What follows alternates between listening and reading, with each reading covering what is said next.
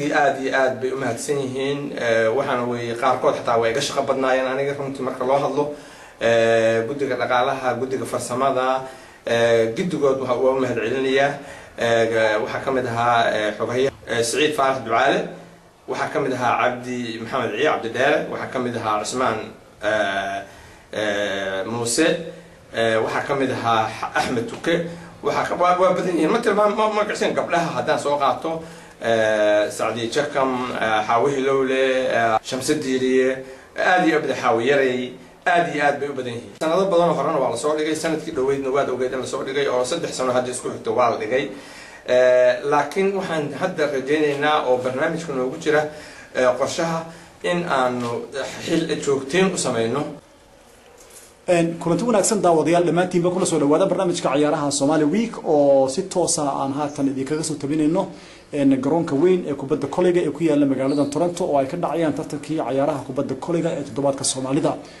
ciyaarahani waxay furmeen bishan July koodeedii oo ku beegneed maalintii Jimcaha oo ahayd maalintii loo dabaaldegayay xorriyadda dalka Soomaaliya iyo dalkan aynu ku noolnahay ee Canada haddaba barnaamijkan quruxda badan ee kubadda koleyga oo runtii magaalada Toronto ka furmay ayaa waxa inoo suurta gashay in aynu waraysi gaaban la yeelano gudoomiyaha guddiga qabanqaabada ee tartankan kubadda koleyga Cabdinuur Diiriye oo loo yaqaan Cabdi Dibitaati kana mid ah bahda sportiga ee magaalada bahda sportiga ee xilligii barisamaadka Cabdinuur Cabdi Dibitaati ku soo barnaamijka ciyaaraha Somali Week waa maasantaa guddoon waa dhawahay Cabdi Dibitaati bal waxaad wax yar dulmar aad inoogu samaysaa qabanqaabadii aad u soo gasheen qabashada tartankan ciyaarta kubadda koleyga iyo markii ciyaaraha idin furmeen ma iswaafaqeen oo dadaalkiina ma noqday mid la arkay ها مدين وما تنتهي مركو هراء فرصة قالقة وعيسيسي Somali Week وحان سي عن مارتي هكذا شرحين عن قصة شقينا إن برنامج كان ونقضوا متى بقرة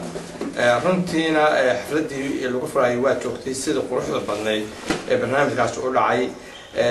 رنهانتنا أنا وحان سلاي هاي أخنتي أن سواق بني هوشي سدح البلاد أن سو ودني آد بنقول ليسني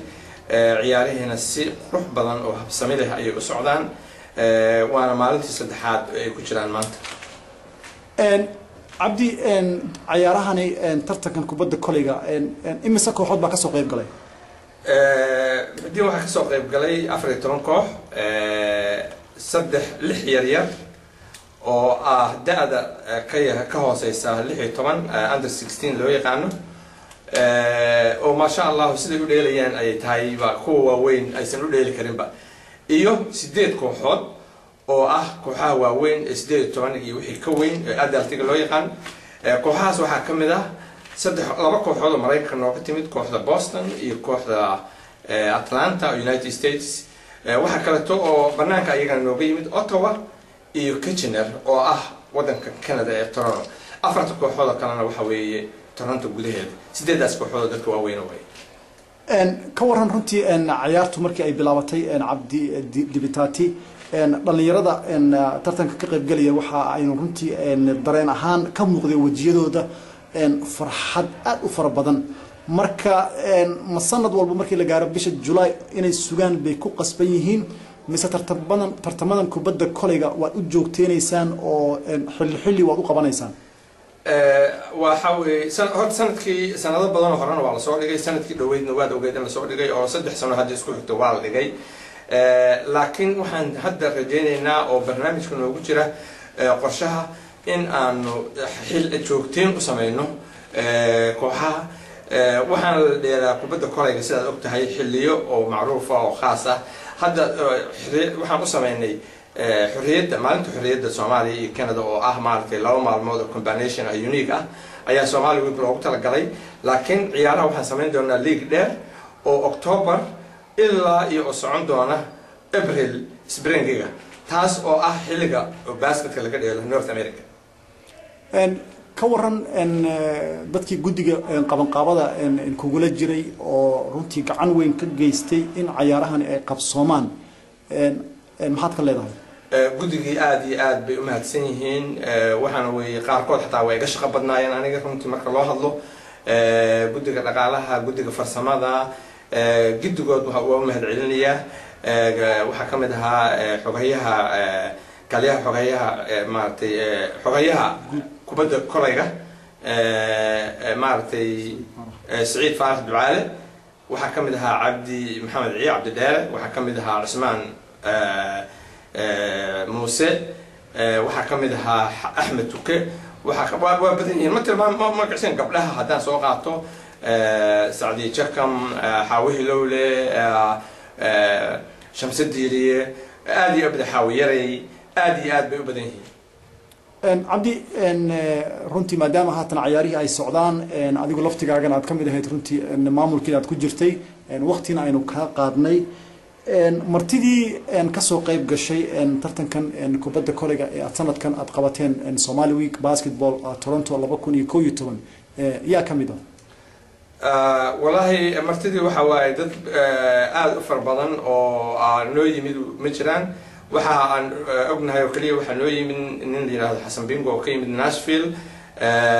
waxa kale oo yimid nin la dhaho Shimat oo Boston ka yimid xogayihii horena waan la joogaa oo ahaa ninkii la dhaho Injerbana aad yaha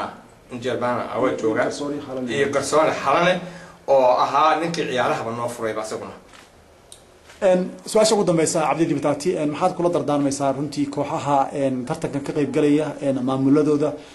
dadka Soomaaliyeed iyagu sida joogtada u soo daawasho taga inay ka qayb galaan wax fariina oo aad u soo jeedinaysa ma jirtaa muxuudina mahadsantahay su'aal qiimo la weeyay oo soo jeedinaya horta marka ugu horeysa ciyaartoyda waxaan leeyahay waa inay dheelaan ciyaar nadiif ah oo fair ah oo ay ku raaxaystaan akhlaaqdooda ilaaliyaan iyo disciplinkooda dadweynahana waxaan u soo jeedinayaa ciyaarahaas quruxda badan inay ka soo qayb galaan idaacadaha iyo media haday ka maqlaan ciyaarahaas waa free waxaan la leeyahay 1 July ilaa 9 July oo sabtiga soo socda hadii la yiraahdo marka waxaan kula dardaarmayaa dadweynaha welcome nasaacida waxaan u mahadcelinaynaa dhammaan community-ga Soomaalida iyo community-yada kale oo nacaawiyay barnaamijkan inuu hirgalo nagu caawiyay ma mahadsantahay kubadda kolayga horta mustaqbalka waxaan ka rajeynayaa inay gaarto horumar aad loogu riyaaqo tan kubadda kolayga dad badan oo kubadda kolayga ka maqnaa ama ahaan jiray ciyaartooy hore ama ahaan jiray maamulkii hore ama ahaan jiray maamuladii iyo taageerayaashii kubadda kolayga Soomaaliyeed koox walba ha taageero ama refereeyadii ka soo qaad oo ahaa garsoorayaashii nooc walba oo kubadda kolayga dadkii ku hoolsanaa oo Soomaaliya lagu yaqiina ayaan maaragtay si gaar u la xiriiray marka fursad qaali ah u helnay oo runtii asagana kamid ah bahda kubadda kolayga isla markaana mas'uuliyiinta xiriirka Soomaaliyeed ee kubadda kolayga سعيد فارح دعالة حقيقة جود حركة سومالية كبد كولجا اسمه أهانت أنا ضدك كعنت كجيستي قبل قابضة إمام كبد كجري مركه هراء سعيد فارح بسول دو برنامج كعيارها سومالي ويك السلام عليكم ورحمة الله وبركاته محدين آدياد أو مع سنتهي سومالي ويك ستاف فرصة قالقة هي سيستمات إن كجاه الله سومالي ويك تورنمنت باسكتبول 2011 سنة كان عن جوجنو shaqo badan ayaa la geliyay iyo juhdi dheer oo ilaa November last year ayaan waxaan soo qaban qaabinay in ciyaarahan ay suurtagalaan alxamdulillah ciyaaraha waxay noo bilowdeen bishii koodeedii si sharaf leh ayay ku bilowdeen ilaa haddana si sharaf leh ayay ku socdaan sanadkii hore aan qabanay wuxuu kaga duwan yahay ilaa laba kooxood oo Mareykanka ka imaanaysa oo ah Atlanta iyo Boston ayaa ka soo qayb gali doona sida gudoomiyaha inay kugu sheegaba waxaa kaloo kasoo qayb geli doona gobolada yaryar ee magaalada Toronto ku wareegsan sida magaalada Toronto Ottawa Kitchener iyo afar kooxood oo kaloo waaweyn oo ah kasoo qayb geli doona oo Sooyad iyo Kebidin iyo Ilamos iyo Rising Stars iyo maaragtay qolo kale marka intaas daan isku soo duburidno waxa weeye ciyaarahan waxay socon doonaan muddo 9 bari ilaa 10 bari gudahooda ujeedada ugu weyn oo kaleena waxa weeye laba ujeedo aan leenahay horta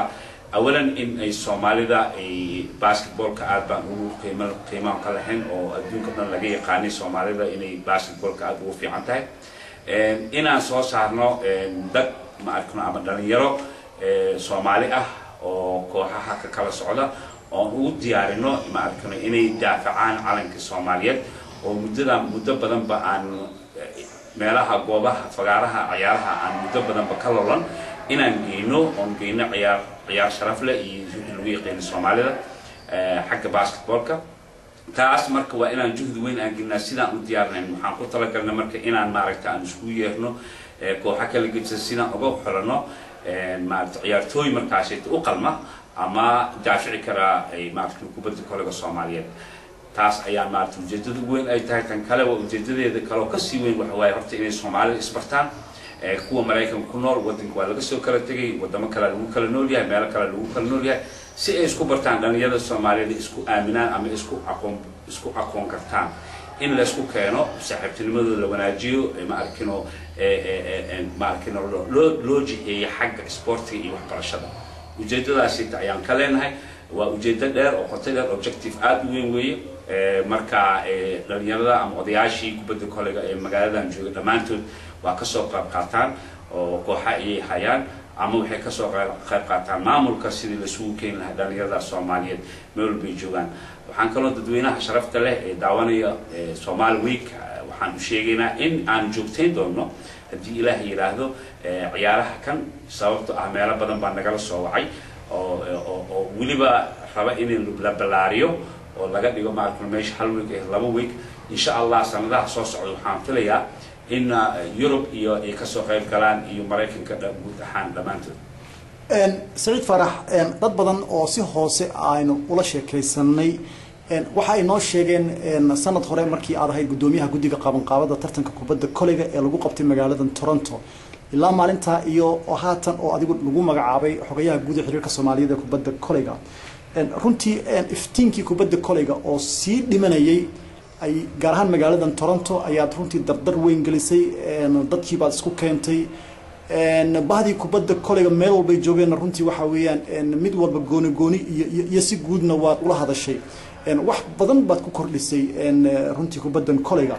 marka mustaqbalka waxa adiga ku muuqda Saciid Farax oo aad leedahay kubadda kolayga ha gaarto maxaad oran karaysaa kubadda kolayga horta mustaqbalka waxaan ka rajeynayaa inay gaarto horumar aad loogu riyaaqo tan kubadda kolayga dad badan oo kubadda kolayga ka maqnaa ama ahaan jiray ciyaartooy hore ama ahaan jiray maamulkii hore ama ahaan jiray maamuladii iyo taageerayaashii kubadda kolayga Soomaaliyeed koox walba ha taageero ama refereeyadii ka soo qaad oo ahaa garsoorayaashii nooc walba oo kubadda kolayga dadkii ku hoolsanaa oo Soomaaliya lagu yaqiin ayaan maaragtay si gaar u la xiriiray si aan maaragtay hawsha noo wada taala aan wada qabanno hawsha xogayaha guud xiriirka Soomaaliya kubadda kolayga ama gudoomiyaha kubadda kolayga ama macalinka kubadda kolayga ay wiilasha ma qaban karaan kaligood sababtoo ah ay Soomaaliya hadda meel ma wada deganin meelo badan aan kala deganahay ilaa Europe ilaa Carabaha ilaa Afrika ilaa meel baan deganahay marka in la isku keeno meel bool jiro qowl walba ama qof walba meeshu joogo inuu ka soo qaato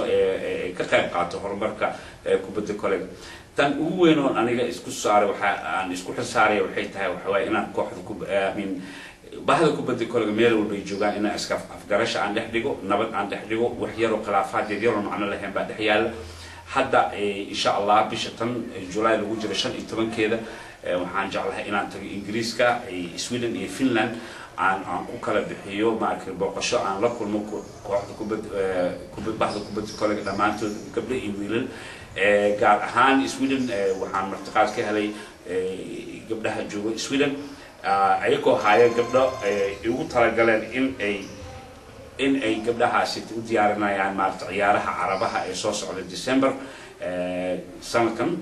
marka waxaan rabaa inaan soo arko ayagana markaas kadibna aan ka wada xaajoono sidii aan ugu heli lahayn tigidhadooda iyo qarashkooda iyo waxooda intaas waxaa ii dheer in aan hadda ciyaarahan socda iyo ciyaaraha kale iyo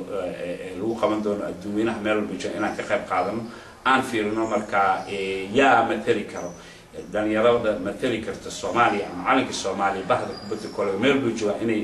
isoo fariimiyaan haddii arkaan laacib fiican jidka haddii ku arkaan oo Soomaaliyeed haddii arkaan gabar fiican oo ciyaar taqaan haddii arkaan waa la wada leeyahay baasha in la isla wada shaqeeyo fiican tahay wadanka waa sidoo yahay waa ka wada warhaynaa institutionadaas baabacayaan ka midnahay marka waa in loo wada xitaa oo ma arkin oo guddiga dhish la iskaga dhigo oo la isla shaqeeyaa si loo gaaro meesha aan higsanayn